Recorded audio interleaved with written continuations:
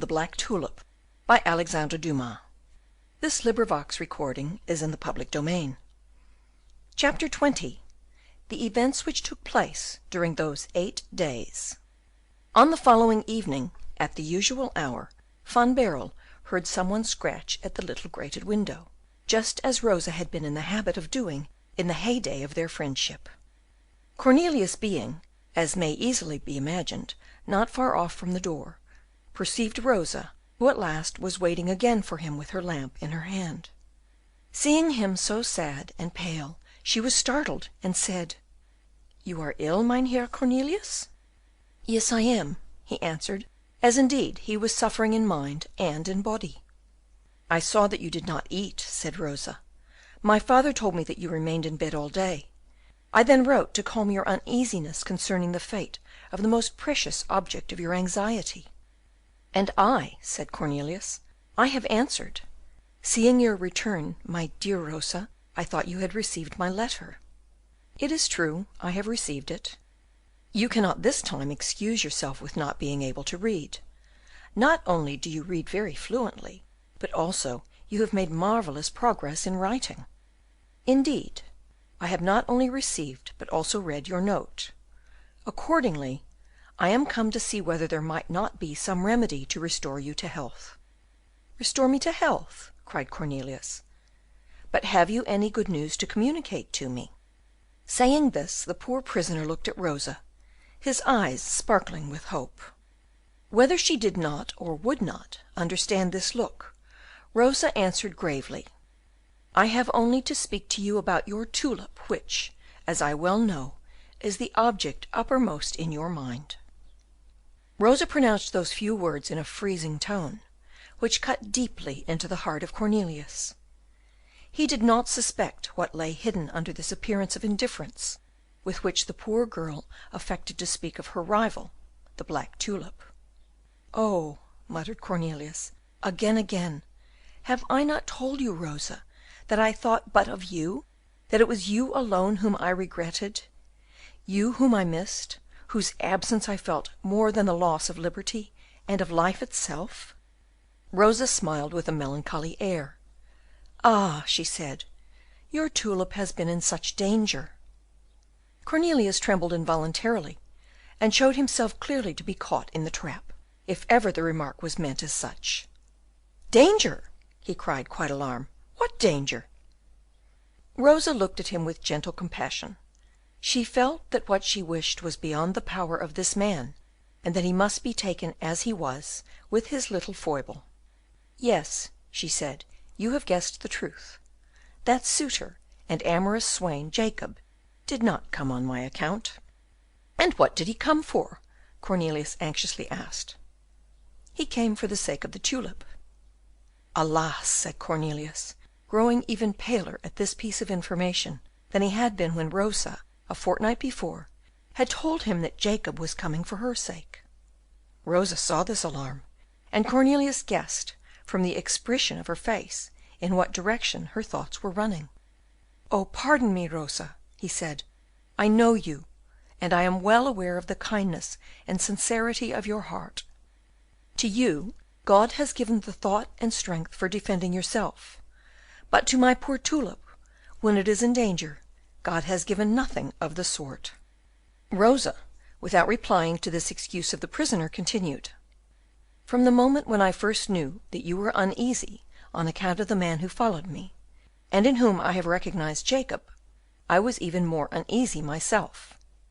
On the day, therefore, after that on which I saw you last, and on which you said—" Cornelius interrupted her. "Once more, pardon me, Rosa," he cried. "I was wrong in saying to you what I said. I have asked your pardon for that unfortunate speech before. I ask it again. Shall I always ask it in vain?"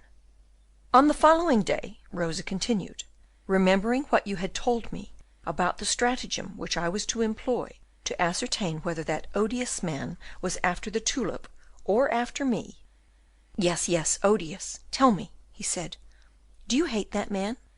"I do hate him," said Rosa, "as he is the cause of all the unhappiness I have suffered these 8 days." "You too have been unhappy, Rosa? I thank you 1,000 times for this kind confession. Well, on the day after that unfortunate one, I went down into the garden, and proceeded towards the border where I was to plant your tulip, looking round all the while to see whether I was again followed, as I was last time." "And then?" Cornelius asked.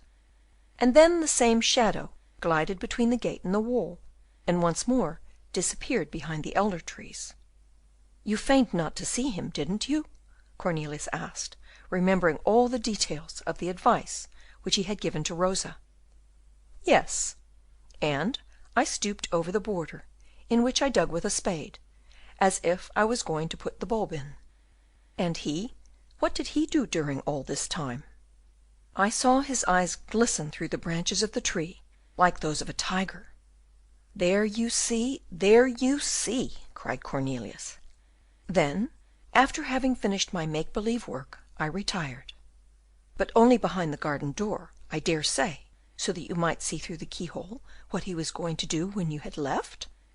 "He waited for a moment, very likely to make sure of my not coming back, after which he sneaked forth from his hiding place, and approached the border by a long roundabout.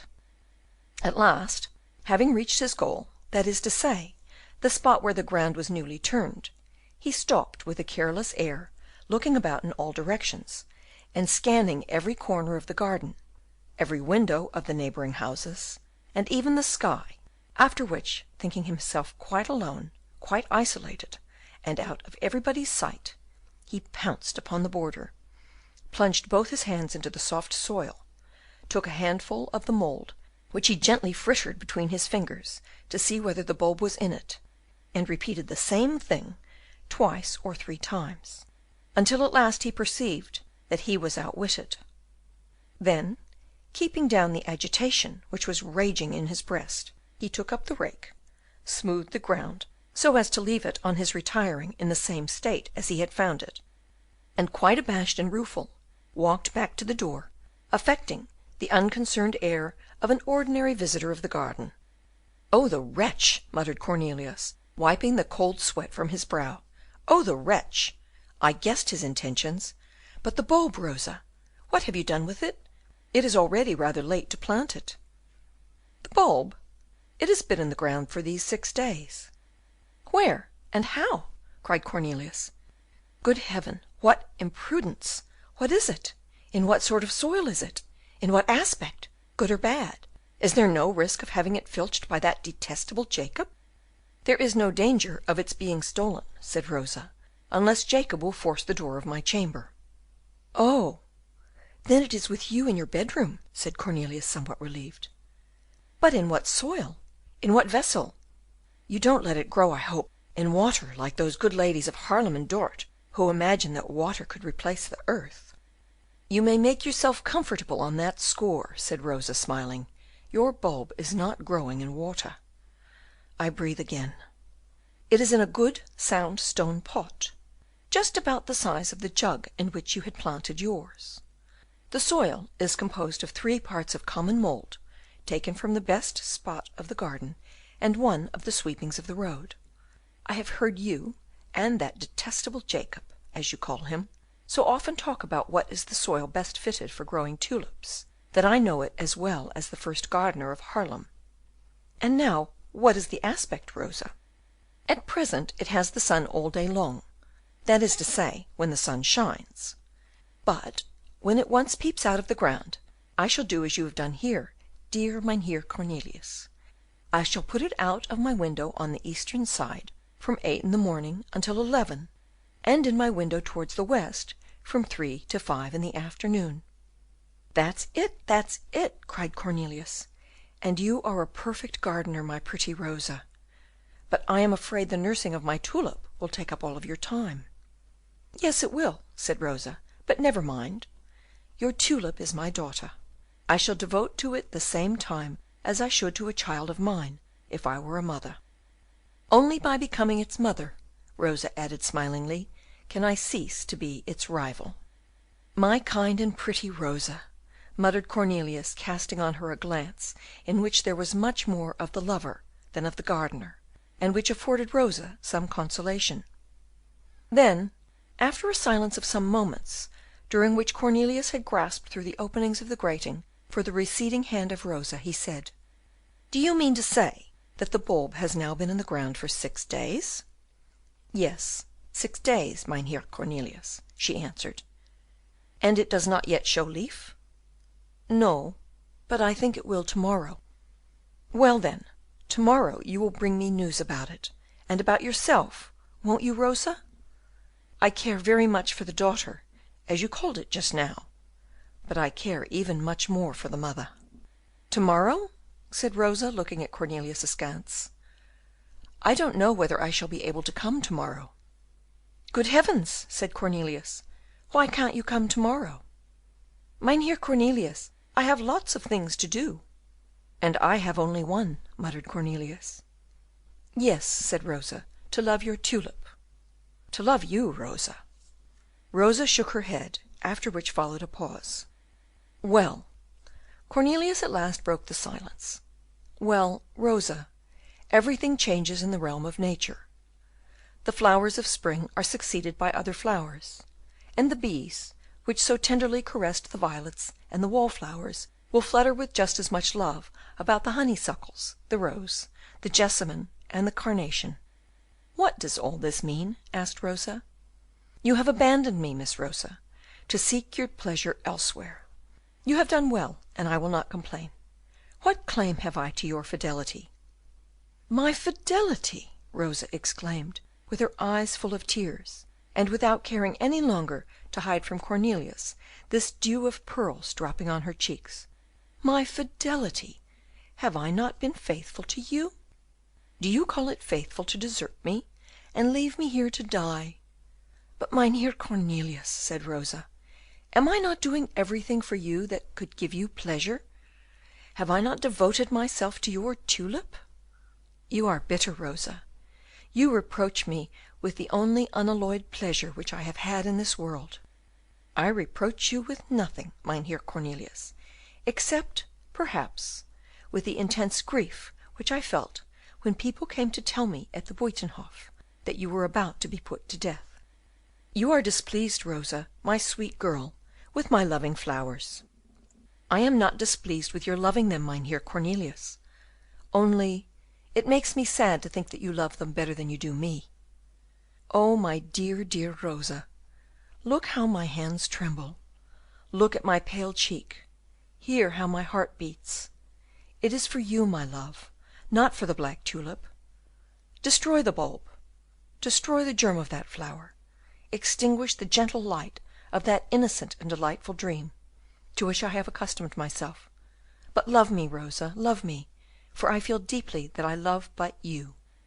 "Yes, after the black tulip," sighed Rosa, who at last no longer coyly withdrew her warm hands from the grating, as Cornelius most affectionately kissed them. "Above and before everything in this world, Rosa. May I believe you?" "As you believe in your own existence." "Well, then, be it so. But loving me does not bind you too much." "Unfortunately, it does not bind me more than I am bound, but it binds you, Rosa, you." "To what?" "First of all, not to marry." She smiled. "That's your way," she said. "You are tyrants, all of you. You worship a certain beauty, you think of nothing but her. Then you are condemned to death, and whilst walking to the scaffold, you devote to her your last sigh, and now you expect poor me to sacrifice to you all my dreams and my happiness." "But who is the beauty you are talking of, Rosa?"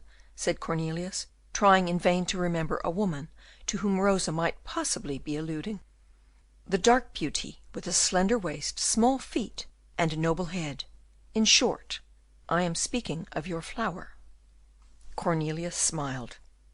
"That is an imaginary lady love, at all events; whereas, without counting that amorous Jacob, you, by your own account, are surrounded with all sorts of swains, eager to make love to you. Do you remember, Rosa, what you told me of the students, officers, and clerks of the Hague? Are there no clerks, officers, or students at Loewestein?" "Indeed there are, and lots of them." "Who write letters?" "They do write." "And now, as you know how to read—" Here Cornelius heaved a sigh at the thought that, poor captive as he was, To him alone Rosa owed the faculty of reading the love letters which she received. "As to that," said Rosa, "I think that in reading the notes addressed to me, and passing the different swains in review who send them to me, I am only following your instructions." "How so, my instructions?" "Indeed, your instructions, sir," said Rosa, sighing in her turn. "Have you forgotten the will written by your hand on the Bible of Cornelius de Witt? I have not forgotten it, for now, as I know how to read, I read it every day over and over again. In that you will bid me to love and marry a handsome young man of 26 or 8 years. I am on the look out for that young man, and as the whole of my day is taken up with your tulip, you must needs leave me the evenings to find him." "But, Rosa, the will was made in the expectation of death, and, thanks to Heaven, I am still alive." "Well, then, I shall not be after the handsome young man, and I shall come to see you." "That's it, Rosa, come, come." "Under one condition." "Granted beforehand." "That the black tulip shall not be mentioned for the next 3 days." "It shall never be mentioned any more if you wish it, Rosa." "No, no," the damsel said, laughing, "I will not ask for impossibilities."